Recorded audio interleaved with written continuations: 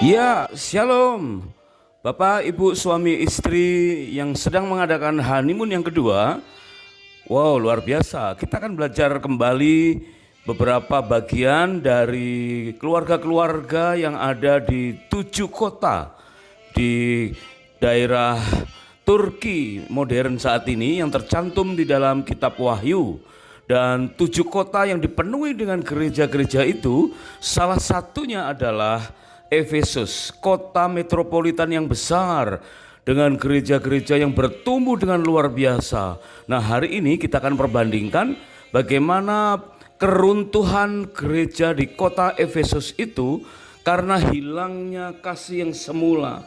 Sudah tidak ada lagi rasa jatuh cinta di antara suami istri, cara mengasihi dengan cara yang berbeda karena mereka sangat-sangat concern dengan karir, dengan kepentingan-kepentingan duniawi mereka masing-masing, ingin menikmati harta kekayaannya, ingin menunjukkan atau flashing keberhasilannya, sehingga keluarga demi keluarga di kota Efesus itu jatuh terperangkap oleh hal-hal yang dikatakan sangat dalam dan mereka harus bertobat. Nah, oleh sebab itu hari ini apakah kita sudah bersiap untuk mengadakan secara serius bulan madu atau honeymoon yang kedua untuk kita berbincang-bincang dengan pasangan hanya berdua saja, supaya kita bisa merevisi hal yang penting, supaya kita tetap bisa membangun cinta kita, tetap ada dalam keadaan jatuh cinta dan bertumbuh cinta semakin mengasihi sebagaimana Tuhan mengasihi kita. Nah, mari silakan jika nanti ada kesaksian, pertanyaan atau pendapat, silakan ditulis di kolom komentar supaya kita semua bisa mendapatkan berkat yang sama. Karena episode kali ini kita akan belajar bahwa Efesus jatuh karena hilangnya kasih yang semula dan mereka tidak lagi jatuh cinta. Yuk kita mulai episode kita kali ini. Mengacu kepada Ulangan pasal yang ke-24 ayat yang kelima dikatakan, jika seseorang baru saja menikah, maka selama 1 tahun lamanya ia harus bebas dari semua beban dengan tujuan untuk saling menyukakan hati pasangannya. 1 tahun belajar untuk meniru pola 7 gereja yang benar, ya, kita menghindari yang salah dan kita mendapatkan yang benar. Nah, 7 kota itu salah satunya yang pertama adalah kota Efesus yang dikatakan kehilangan kasih yang semula.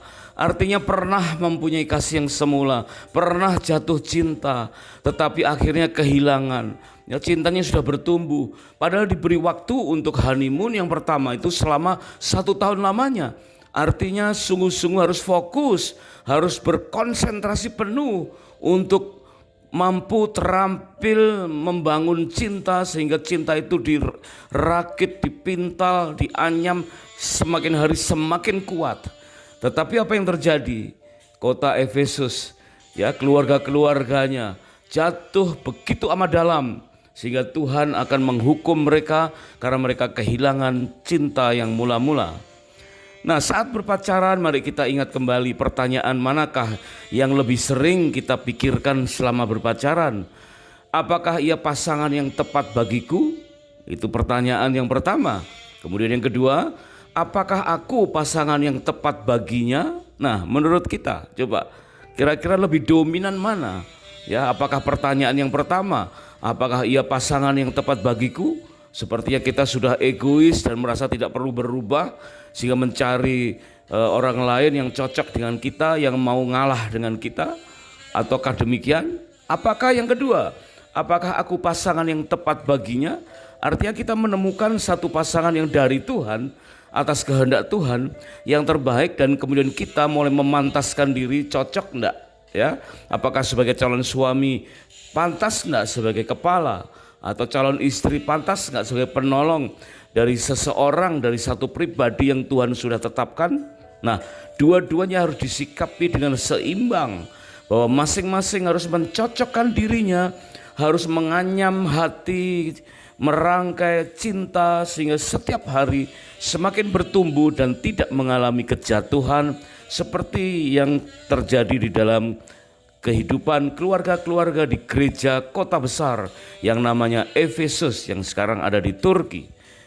Nah, bagaimana kita membayangkan pernikahan setelah kita berpacaran dan kita akan menikah? Ingat waktu awal-awal kita memutuskan untuk menikah. Apakah pernikahan itu ada dua hal pandangan ya? Ada dua hal. Yang pertama, apakah pernikahan itu sebuah taman yang indah? Wah, kita tinggal menikmati. Kita tinggal cari tempat duduk yang nyaman, ya, tempat untuk bercengkrama karena taman itu indah, bersih, ya, tidak ada gangguan, tidak ada polusi. Apakah pernikahan kita anggap sebagai taman yang kita hanya tinggal menikmati saja? Ataukah yang kedua, apakah pernikahan itu sebidang lahan yang masih kosong?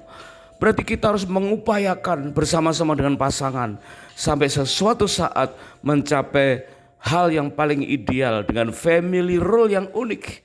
Gaya berkeluarga kita masing-masing dengan pasangan yang unik dibandingkan dengan hal keluarga-keluarga yang lain. Nah, seringkali inilah yang membuat kita salah langkah karena kita sulit membedakan antara taman yang indah dan lahan yang masih kosong yang harus dikerjakan, diupayakan untuk menjadi taman yang indah yang sesuai dengan selera kita atas kehendak Tuhan. Bapak ibu suami yang dikasihi Tuhan, masa-masa honeymoon adalah masa yang spesial.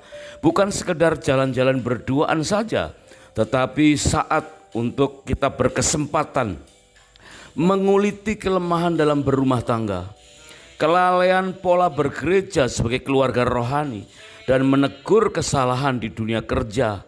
Benar-benar sarana untuk curhat berdua, saling terbuka, untuk melakukan introspeksi dan rela belajar dari kesalahan. Karena kita tahu kendala terbesar dalam berumah tangga adalah ketidakmampuan antara membedakan memenuhi kebutuhan dengan memahami keinginan Tuhan. Ya, kita selalu fokus dengan bagaimana memenuhi kebutuhan kita. Itu bagus, itu baik. Apalagi kita sudah dikaruniai anak, bagaimana kita merencanakan masa depan anak-anak kita dan karir kita. Tetapi seringkali yang kita pikirkan bukan kebutuhan kita yang sesuai dengan keinginan Tuhan, tapi justru kita mengejar apa yang salah, yaitu kita mengejar keinginan-keinginan duniawi kita. Dan itulah yang terjadi bagi gereja-gereja yang keluarga-keluarganya dipenuhi dengan orang-orang seperti itu yang ada di Efesus. Mengejar apa yang salah, dan kita perlu belajar dari kesalahan semacam ini.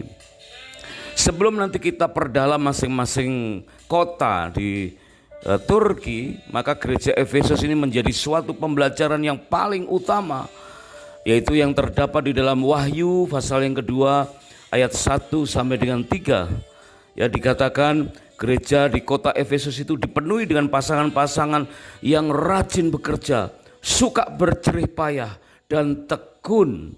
Dan mereka mengejar status-status sekulernya sehingga Tuhan mencela mereka karena mereka kehilangan kasih yang selama ini justru yang paling penting mengikat di antara mereka.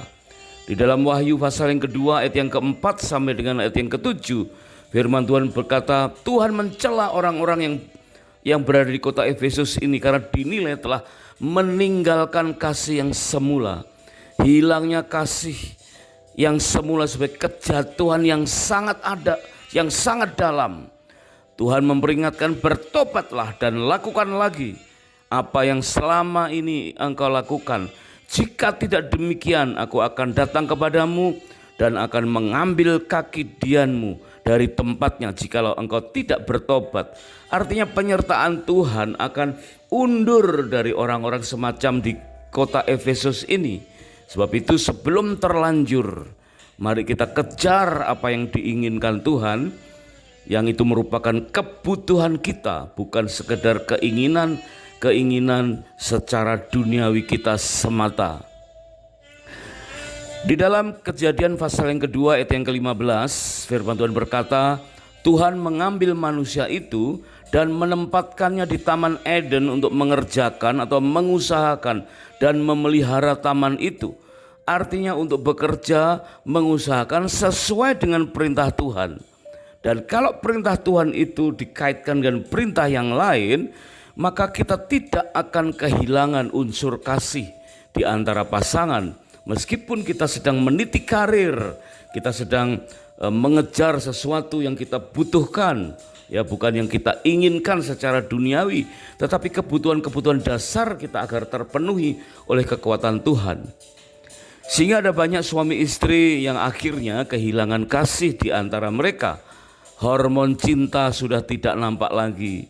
Ya, kita ingat waktu kita jatuh cinta, maka ada hormon yang khas, yang spesifik, yang mengalir dalam darah kita dengan kadar yang sangat tinggi. Mendadak kadar hormon dopamin dalam darah kita tinggi, dan hormon dopamin itu dikenal dengan hormon yang penuh dengan sukacita, membuat hati gembira, ya. Karena dalam darah kita akan membuat pembuluh-pembuluh darah itu vasodilatasi, melebar, ya, sehingga wajah tampak merah merona.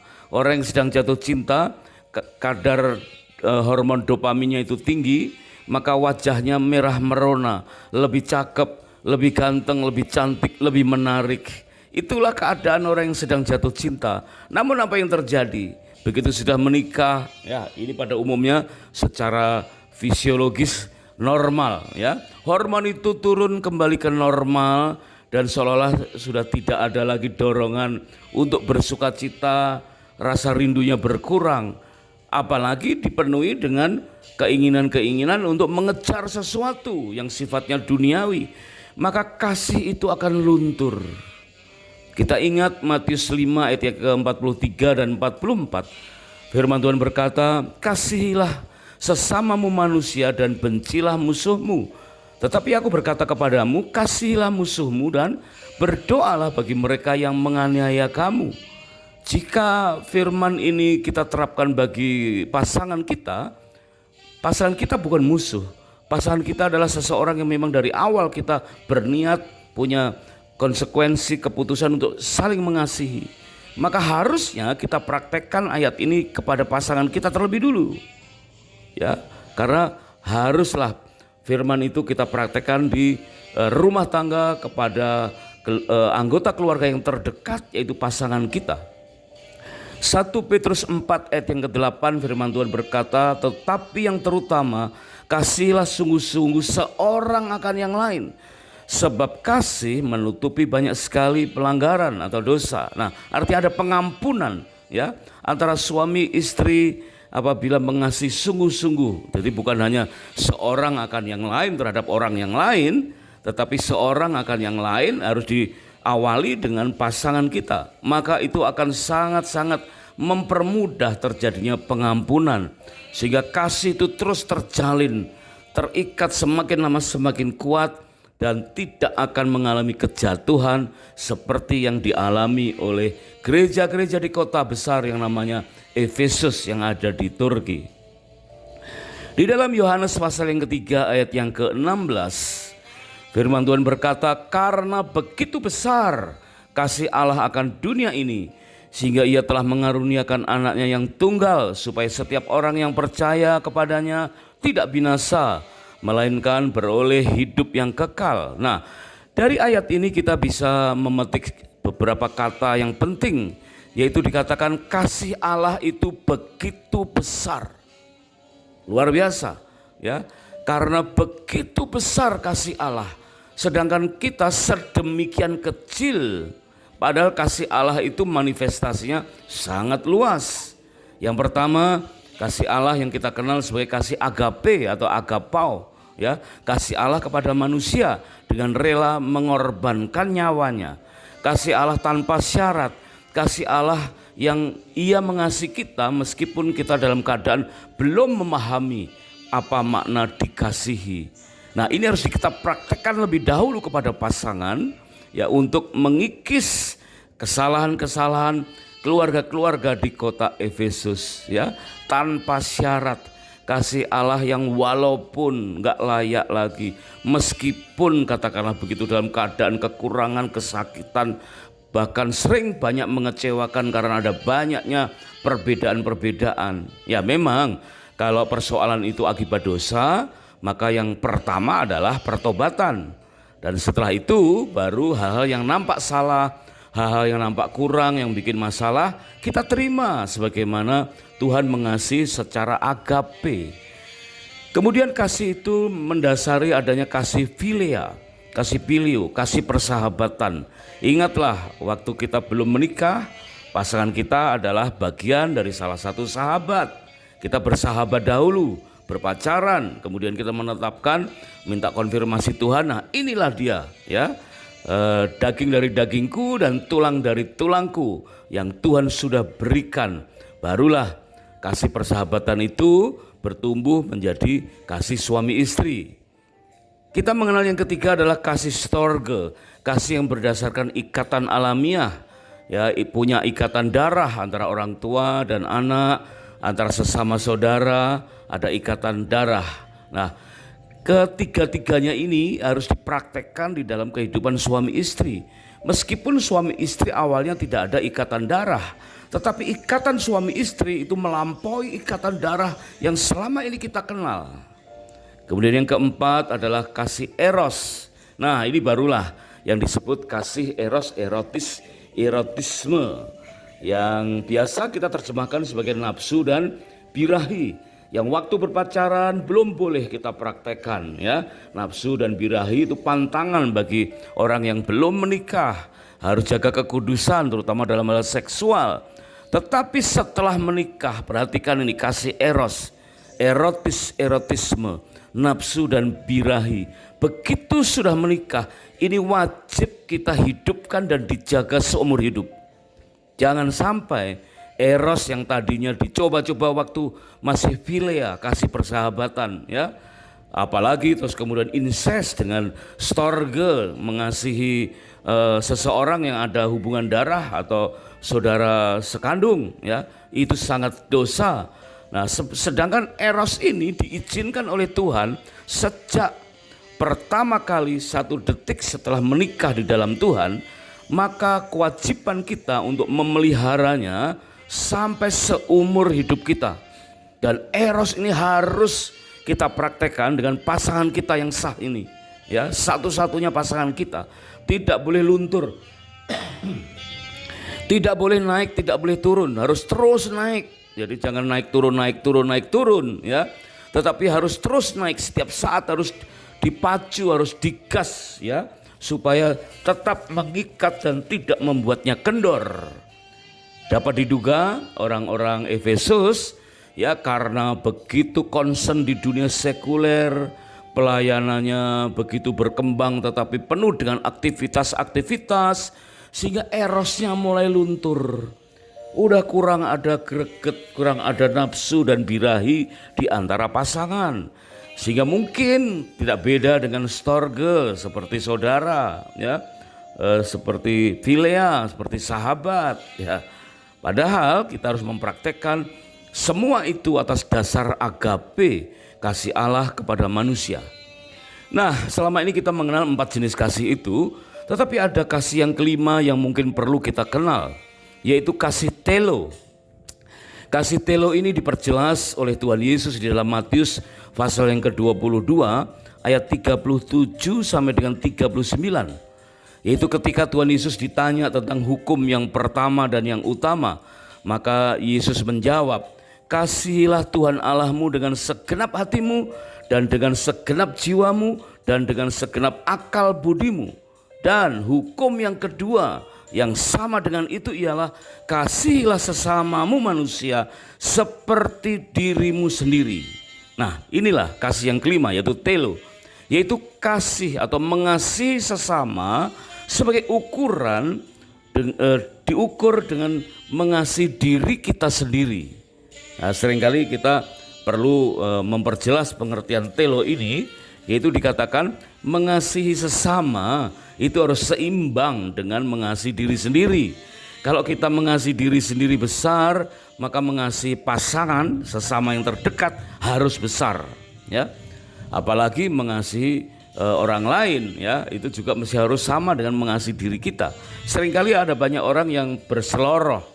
Kalau kita mengasihi orang lain, ya, lebih besar daripada mengasihi diri sendiri lebih besar dari mengasihi orang lain, itu egois, ya. Dari bukan telo. Kalau telo itu seimbang, mengasihi diri sendiri dengan mengasihi orang lain, terutama pasangan harus seimbang. Tapi ada banyak orang yang mengasihi diri sendiri lebih besar, bahkan sangat besar mengasihi diri sendiri lebih daripada mengasihi orang lain. Itu egois, ya. Atau sebaliknya, ada orang berseloroh begini, mengasihi orang lain lebih besar daripada mengasihi diri sendiri. Orang itu bilang bego katanya, ya. Mengasihi orang lain lebih besar daripada diri sendiri, ya bego amat, ya. Orang lain berkata begitu, ya tentu tidak ada yang seperti itu atau barang langka, ya. Nah, di dalam kehidupan orang-orang Efesus, Bapak, Ibu, Saudara, suami istri yang sekarang sedang mengikuti episode ini, tentunya mempraktekkan kasih telo dengan benar, yaitu mengasihi sesama, dalam hal ini adalah pasangan, sama besar, ya, dengan mengasihi diri sendiri.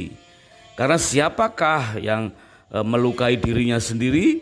Jika dia mengasihi dirinya, pasti merawat dirinya. Jika dia mengasihi dan merawat dirinya, maka seharusnya dia juga mengasihi dan merawat pasangannya. Itulah kelemahan yang sekiranya terjadi dengan begitu mencolok dalam kehidupan keluarga-keluarga di gereja besar di kota-kota Efesus. Mungkin mereka lupa akan masa-masa jatuh cinta, ya, atau tergila-gila dalam istilah sekarang, infatuation, ya. Ada perbedaan antara cinta atau kasih dengan jatuh cinta atau tergila-gila. Ya, secara mudahnya adalah begini. Tergila-gila atau jatuh cinta itu sebuah perasaan. Tetapi cinta atau kasih itu adalah keputusan atas kehendak yang sadar, atas penetapan Tuhan. Cinta yang sejati bukan hanya sebuah perasaan, tetapi sebuah keputusan. Keputusan untuk mencintai, mengasihi penuh, meskipun ada banyak nanti perbedaan yang membuat kekecewaan. Jatuh cinta atau jatuh tergila-gila, ya, atau infatuation itu benar-benar membuat kita jatuh, ya. Tetapi kalau kasih itu bertumbuh, ya. Jadi bukan jatuh cinta tapi bangun cinta. Tidak ada sesuatu seperti cinta pada pandangan pertama, melainkan tergila-gila pada pandangan pertama. Biasanya pandangan pertama itu bukan cinta, ya, tetapi jatuh cinta, ya, tergila-gila atau infatuation. Nah, tergila-gila itu memuaskan diri sendiri, tetapi cinta itu tidak mementingkan diri sendiri.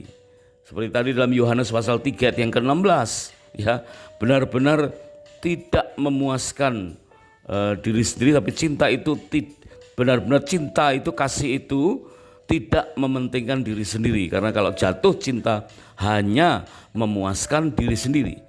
Jatuh cinta sifatnya sementara, apalagi dipengaruhi oleh diperkuat oleh hormon dopamin yang begitu besar tercurah dalam darah, sehingga benar-benar ada banyak rasa rindu yang di luar akal, ya. Itu jatuh cinta, sifatnya sementara. Tetapi cinta atau kasih bertahan selamanya. Jatuh cinta berlalu sejalan dengan berlalunya waktu dan berkurang karena jarak. Sebab itu kita harus mempraktekkan bahwa gereja-gereja di Efesus harus kembali kepada kasih yang semula. Di dalam Matius 19 ayat yang ke-6 dikatakan, demikian mereka bukan lagi dua, melainkan satu. Karena itu apa yang telah dipersatukan Allah tidak boleh diceraikan manusia. Artinya tidak boleh direnggangkan dengan cara apapun. Bahkan berpisah pun boleh hanya untuk berdoa secara pribadi kepada Tuhan. Dan tentu itu ada waktunya, dan waktunya sangat singkat. Maka harus kembali kepada kesatuan, ya, kesatuan dengan suami dan istri.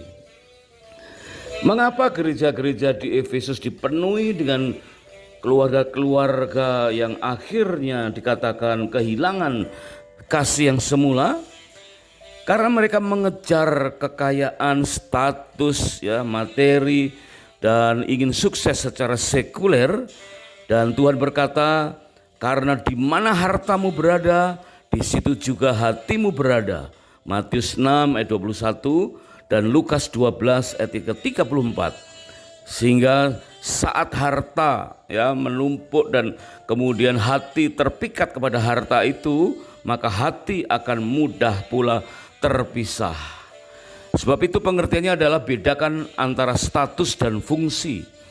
Bisa saja kita mengejar status diberkati, tetapi Tuhan ingin kita berfungsi menjadi berkat. Jadi status dan fungsi di sini benar-benar sangat penting untuk dibedakan, supaya kita tidak jatuh dalam dosa yang sama dari keluarga-keluarga di kota Efesus. Status diberkati boleh, tapi fungsi harus benar, yaitu menjadi berkat. Karena Tuhan berkata kepada Abraham, engkau akan menjadi berkat. Bukan sekedar diberkati, tetapi engkau akan menjadi berkat. Bahkan ditegaskan dalam Matius 20 ayat yang ke-26 dan Markus 10 ayat yang ke-45. Firman Tuhan berkata, tidaklah demikian di antara kamu. Siapa saja yang ingin menjadi besar di antara kamu, hendaklah ia menjadi pelayanmu. Karena anak manusia juga datang bukan untuk dilayani, melainkan untuk melayani. Saling melayani untuk membangun cinta. Saling melayani untuk peka kebutuhan apa dari pasangan, kasih apa yang diperlukan oleh pasangan, sehingga benar-benar kita kembali kepada kasih yang semula, dan kemudian kita terbebas dari apa yang pernah, ya, kesalahan yang pernah dilakukan oleh gereja-gereja di kota Efesus yang kehilangan kasih yang semula, yang tidak lagi jatuh cinta. Bapak, ibu, suami, istri yang hari ini sedang berencana mengadakan honeymoon yang kedua, target dari hasil akhir dari bulan madu kedua kita adalah kembali jatuh cinta. Pulang dari tempat wisata berduaan, kembali lengket, kembali jatuh cinta. Ya, kasih erosnya bertumbuh karena ada agape yang mendasari, meskipun juga sudah termasuk usia lanjut, tapi tetap kasih itu, jatuh cinta itu terus bertumbuh. Inilah pelajaran yang kita bisa petik dari gereja di kota Efesus yang hari ini harus kita hindari, dan kita akan memperbaiki pernikahan kita melalui kegiatan honeymoon yang kedua, atau bepergian berduaan khusus untuk bulan madu berduaan saja. Terima kasih sudah menyimak, dan kami sangat bersuka cita jika episode ini dapat menjadi berkat. Dan terima kasih jika berkenan untuk subscribe atau like dan di-share kepada pasangan yang lain. Kiranya Tuhan Yesus memberkati pernikahan dan rumah tangga kita berlimpah-limpah-limpah. God bless.